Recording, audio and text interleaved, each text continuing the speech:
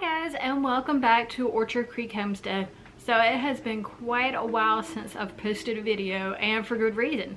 So if you follow me on Instagram, then you probably already know this, but I gave birth to our second child, who we named Rainey, at the beginning of August. So there really hasn't been much going on the homestead since. The first 2 weeks after Rainey's birth, we're just kind of getting used to being a family of four, getting everybody comfortable with each other, trying to figure out some sort of routine. And then the next 2 weeks after that, my husband Rob was actually out of town. So it was just me with the two kids. So nothing really got done on the homestead. We have some projects that were like halfway started and completed, but some other things came up in the meantime, like our fridge went out and some stuff like that. So we really didn't get to focus much on the homestead. But this video is not about our homestead. I actually wanted to share the birth story of Rainey. And there's a particular reason why I did want to share Rainey's birth story. Not only to celebrate him, but also because it was a VBAC, a vaginal birth after cesarean. So with Caleb, just to give you a little bit of backstory, he was born in December 2017. Completely healthy, normal pregnancy, but about 36 weeks or so, we determined that he was breech, which just means that he was upside down in my belly. So his head was actually in my rib cage and his feet were in my pelvis. Since we live in a very, very small area, there wasn't a doctor who was comfortable delivering a breech baby. That would involve me having to drive 6-7 hours to a hospital where a doctor may be willing to deliver a breech baby. So we elected for a C-section.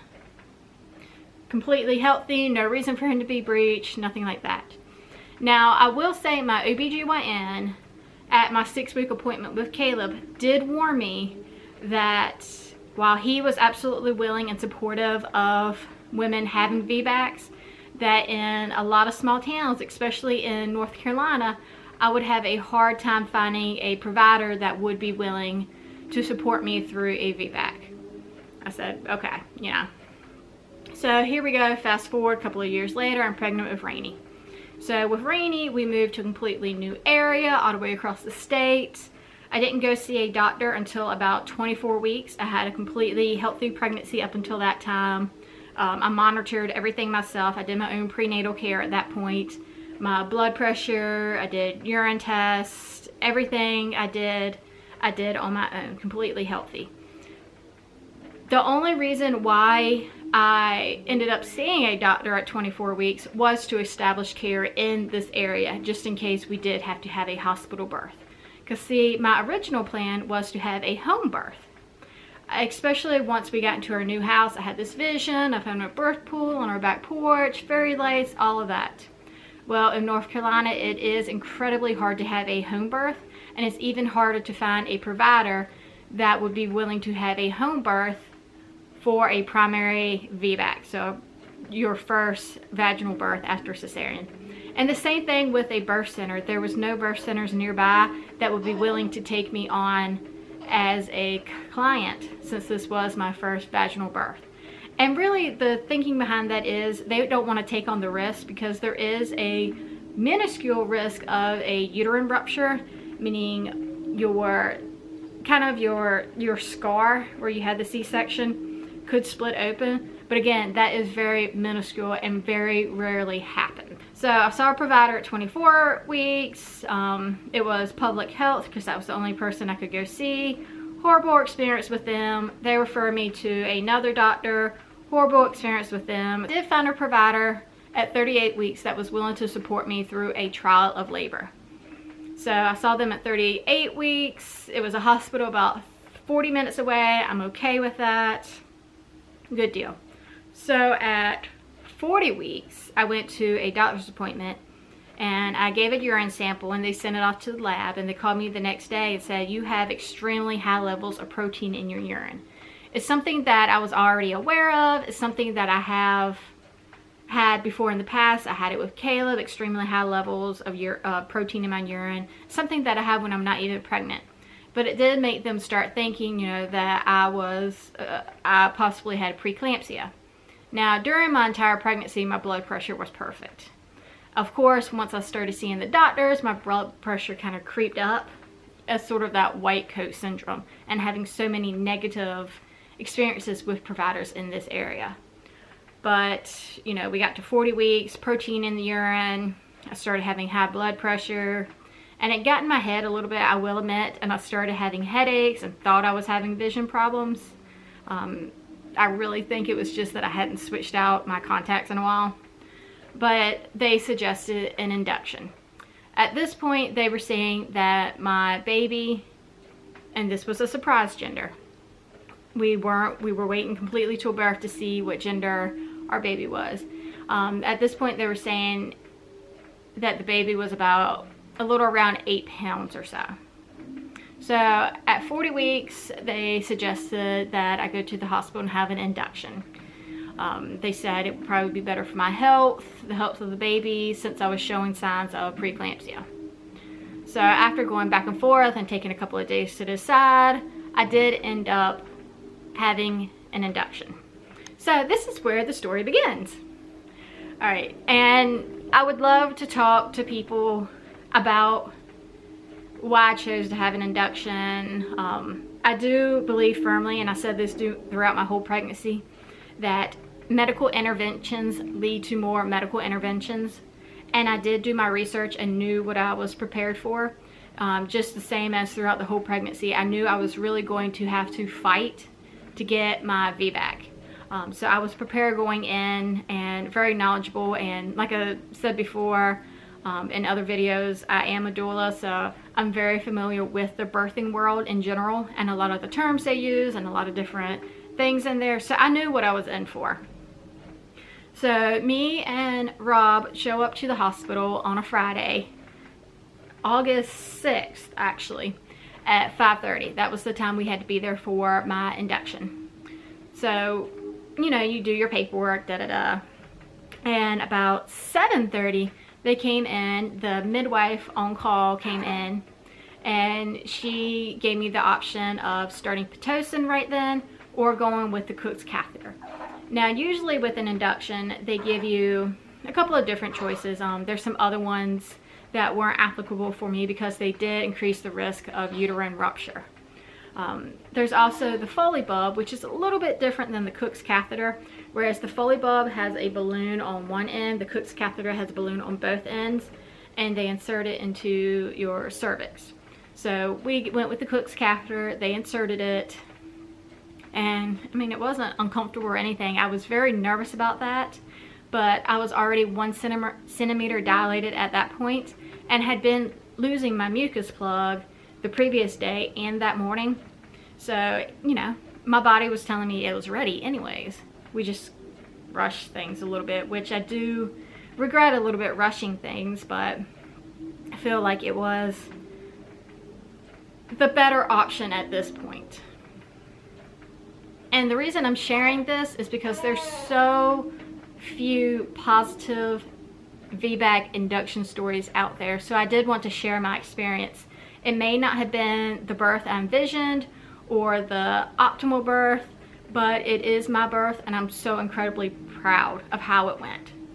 So we go back and they insert the Cook's catheter and they leave, and I will say the best thing about this hospital staff is that they really left us alone. They did minimal checks, minimal cervical checks.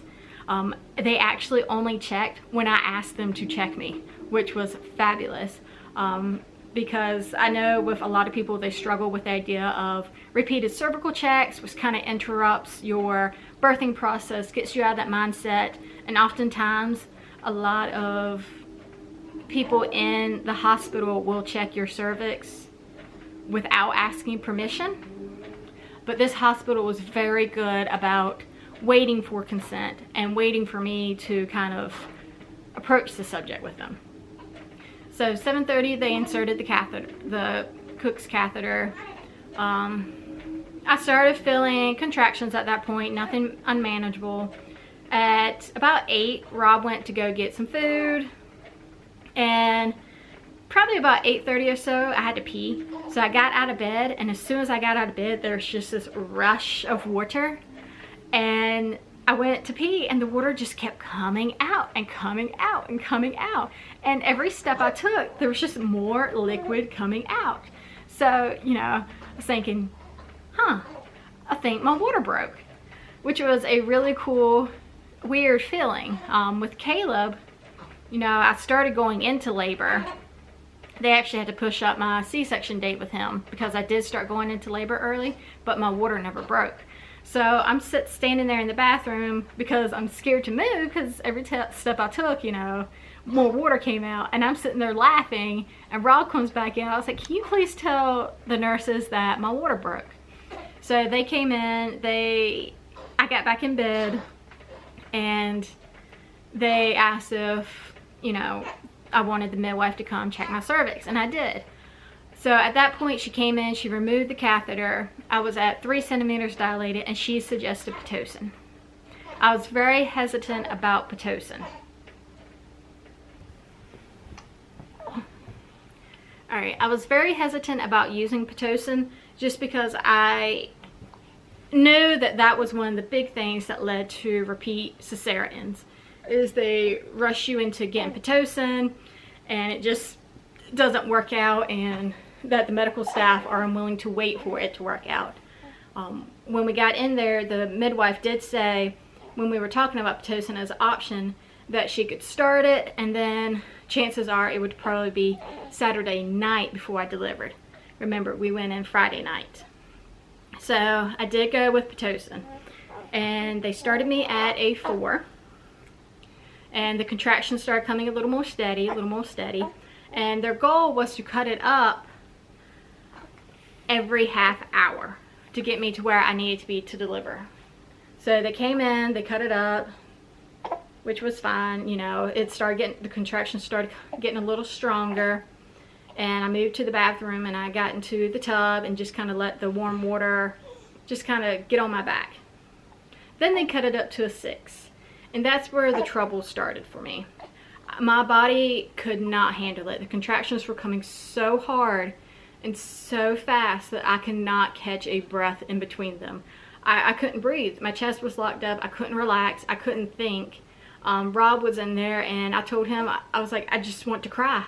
I don't know what to do because everything was just so hard. And in my mind, I couldn't imagine going through that another day or so until I delivered. I knew that at this rate, my body wasn't going to relax enough for me to get to the point where I could deliver. And I knew in the back of my mind that at the rate we were going, I would end up in a repeat cesarean because I wouldn't be able to get there. I wouldn't be able to dilate to where I needed to. So Rob got the nurses to come in and asked them to cut it down to a 4. And that gave me a little bit of relief, and I asked them to get the midwife in there. And she came in and she asked me, she was like, how are things? I said, you know, what can we do about pain relief? Because this is, I can't. And at that point, she suggested an epidural. She also suggested a shot, but the shot was only like a one-time thing, where the epidural, you know, continuous pain relief. And I elected for the epidural. At this point, it was about 11, 12 o'clock at night. They checked me at that point before the guy with the epidural came, and I was at 4 centimeters. So not very far at all for having gone through, you know, a couple of hours of just torture. I've seen beautiful, wonderful births where they had contractions that they rode through, and this was not it. This was contractions that were medically induced, and that hurt. It was not the way in my mind that birth should be, and I knew that, and I wanted a way out. So I went with the epidural. I knew that that's what I needed. So as soon as the relief came and the contractions started slowing down and not getting so intense, I felt myself relaxing. I ended up, both Rob and I ended up getting about 2.5 hours of sleep after that. They would come in after that point and kind of turn me around some to make sure I wasn't leaning on one side too much. we did discover, which I already knew this from sleeping at home, but every time I would be turned on my left side, Rainey's heartbeat his heart rate would increase, and so would my blood pressure. Now, I will say the epidural, I didn't have it as intense as some people do. I kept it purposely as low as possible so I could still feel when my body was contracting without complete numbness. So I could move my legs, I could still feel the contractions themselves. It just took the edge off, which was what I really needed. So they left us alone for the most part, turned us and stuff like that. I want to say about 4 o'clock they came in and checked me, and I was at 9 centimeters. So that just tells you I dilated, what, 5 centimeters in about 4 hours once my body was able to relax. So that just kind of goes to show you, you know, how uncomfortable the Pitocin really made me. So 9 centimeters, She said, I'll check back in with you in about an hour or so and we'll see if you're ready to push. So about 5:30, 6 o'clock she came in and she checked me. She said, I think you're ready to push. So everybody got excited then, everybody kind of woke up, and I'm looking at the clock, and I had already thrown up once at this point, and I can see why they don't, after they give you the Pitocin, they say, you know, you can only have ice chips, because I had already thrown up once because of the Pitocin. I had 2 other throw-ups that were waiting to happen. So I looked at the clock and they were like, all right, 8 o'clock food starts coming. If you can get this baby out by 8 o'clock, you can have breakfast, which was kind of my motivation because I'm very food motivated. So the nursing staff come in, they start getting everything ready, and it's getting ready to be go time. And I will say the nursing staff showed at this point how amazing they were, because they were so supportive through this process. The midwife was very patient. She was very knowledgeable. She understood exactly what was going on, that it was a previous C-section, that I was here for a VBAC. The nursing staff was very supportive. They were willing to jump in and do whatever they needed to. We even had one that was cheering in the background for me when I was pushing. And Rob was right there by my side holding my other leg. During the pushing itself, that was when I threw up the other 2 times, and I knew at that point I could feel heartburn, and I knew I was going to, so I had already started scrambling for the bag, and that was a little rough. There's nothing like throwing up, and I think it's from just pushing with muscles that I didn't use very often, like abs and stuff like that. But I pushed for maybe an hour and a half, I want to say, once we got started. And I still kept looking at the clock in between pushes. And it was actually really neat because I could feel, of course they were looking at the monitor, but I could feel when a contraction was coming, so I knew when they were getting ready to tell me. And they were good enough that if I wanted to switch positions or push a slightly different way, they were really willing to work with me on this. Like I said, they were really supportive, and I'm very grateful for that. So push, push, push, push. There's not really much to go through in between the pushes. And then they started seeing stuff. And they said, oh, I see dark hair. I see a lot of dark hair. And they're like, Daddy, come look. And Rob's like, okay. And they ask him, do you want to touch? And he's like, no. They're like, do you want to touch? Asking me. I said, no. Not that I didn't want to touch, but I was more so just wanting to concentrate on pushing itself. So push, push, push. And I gave one really good push, and the head popped out. And they're like, oh, we see a head, we see a head. And they're so excited. And that gave me kind of the momentum to keep going. And so I pushed a little bit more, and they're like, all right, come on, come on. And then all of a sudden, there was this pop, and I just felt everything moving out of my body, and just this, it's a weird feeling. And I don't know if anyone else has gone through that, but it was a very audible pop. And Rob, even like 2 weeks later, we were talking about the birth, and he said he had heard the pop as well, and it freaked him out. But to hear and feel the pop, what it felt like and what it sounded like was the way Rob described it, and I agree completely, is when you're taking apart like a animal carcass and you're at the joint and you break the joint. That's what it felt like. It felt like, you know, you have this really tightness, and then all of a sudden it gives and just, and that's what it felt like and sounded like. Very audible, very loud. And he said that's when the shoulder came out. So during this time, everyone was so excited to see what gender the baby would be. I mean, at this point, we already had names picked out for either a boy or a girl, so it really didn't matter to us. I knew personally what I wanted and what I envisioned and what I thought that Rainey was going to be. And so the baby comes out, and before anyone else gets to see anything, they hand him right to me, put him right in my face, and I go, oh, we have a penis. And that was the first words that Rainey heard when he came into the world.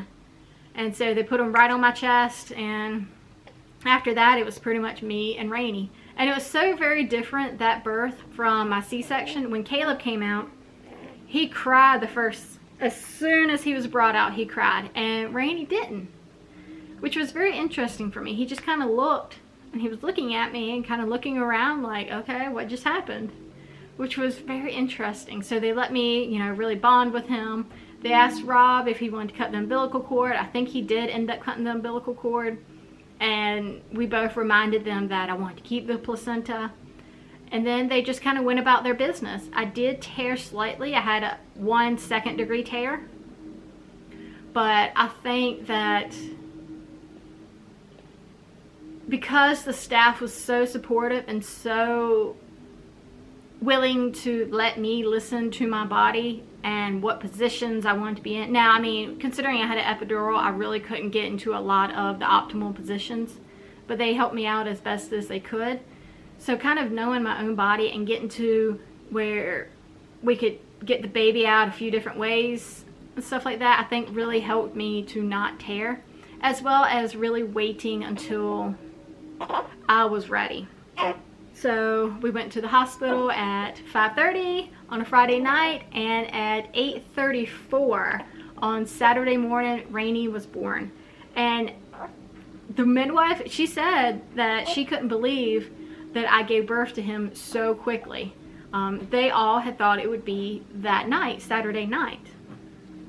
But I think a lot of it has to do with knowing my limits, knowing kind of, I don't want to say tap out, but knowing my body well enough to know that I couldn't have continued and progressed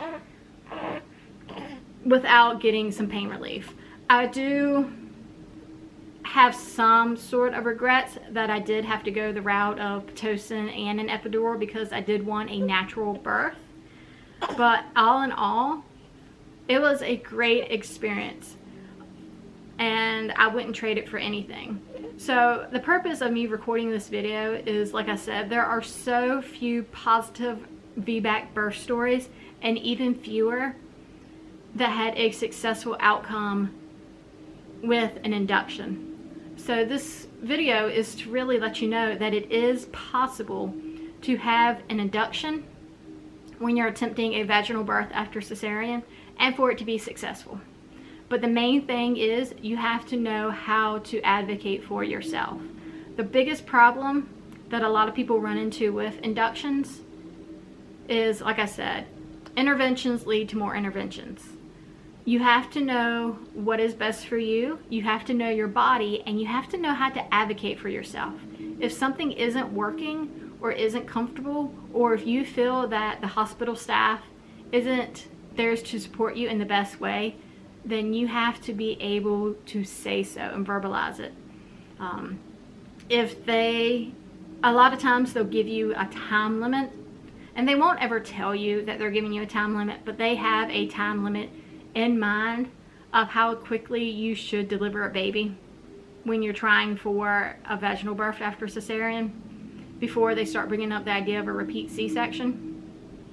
And they have it in mind, and oftentimes you can tell because they try to pressure you into doing too much or doing different things, or just things start getting messy, and you have to know kind of when to tell them to back off. And it's so hard to advocate for yourself when you're in the hospital room and when you have all these people telling you what you need to do, what's best for this, da-da-da. So do your research before you go into the hospital if you're giving birth in a hospital. And even if you're planning a home birth, I still recommend doing your research beforehand, because there could be an instance where you're in the birthing process and your midwife suggests a hospital transfer. But by doing your research, you can know what your options are and you can better advocate for yourself.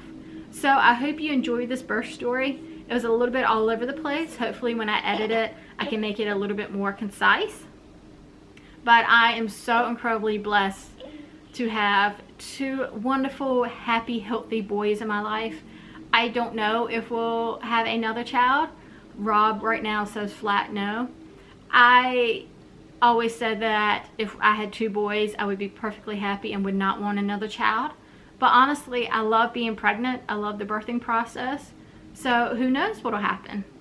All right, thank you so much, guys. And I promise there is more homesteading content coming soon. I have been recording a lot of stuff. It's just been hard to kind of sit down and go through and edit some of the content. So please, if you haven't already, like, subscribe to my channel, follow me on Instagram, and I'll see you next time. All right, bye guys.